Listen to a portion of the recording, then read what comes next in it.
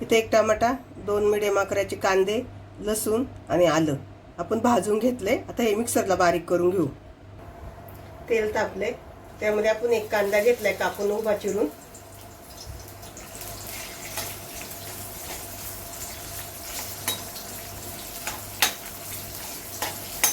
आणि हा थोडासा कलर बदलेपर्यंत परतून घेऊया.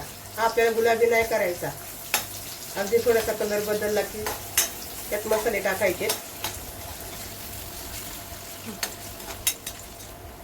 आपला कांद्याचा कलर थोडासा बदललाय आणि गॅस बारीक केलाय मी. त्यामध्ये आपण मसाले टाकूया. इथं आपण खानदेशी शेवभाजी मसाला घेतलाय, काश्मीरी लाल मिरची पावडर घेतली, थोडी धनिया पावडर आणि थोडीशी हळद घेतली. आता हे सगळं आपण कांद्यात टाकून देऊ आणि त्यामध्ये हे वाटण केलेले आपण टाकूया. कांदा, खोबरा आणि टमाट्याचं वाटण परतून घेऊया. आता इथं आपण ज्या भांड्यात मसाला केला त्या भांड्यात थोडं पाणी टाकून ओतून घेऊ, अगदी थोडंसं अर्धा कप. आणि आता इथं मसाला परतून घेऊ.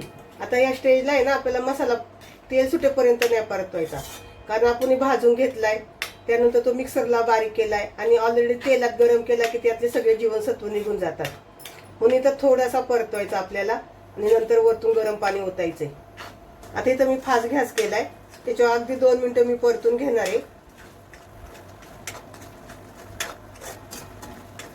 इथं सगळं शिजलेलं आहे ना आपलं, त्यामुळे फक्त 2 मिनिटं परतवायचं आणि त्यात गरम पाणी ओतायचंय. आता गरम पाणी ओतते मी.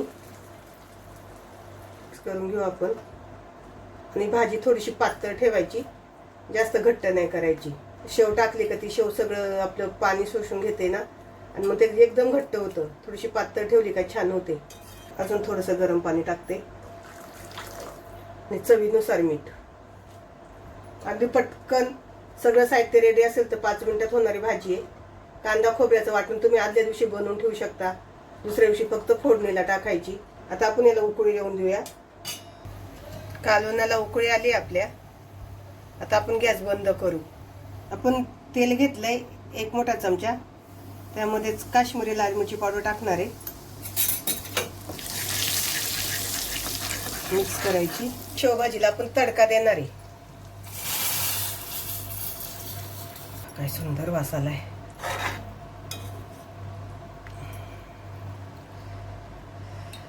आपण इथे शेव घेतोय, त्यामध्ये उकळलेला गरमागरम रस्सा ओतायचा.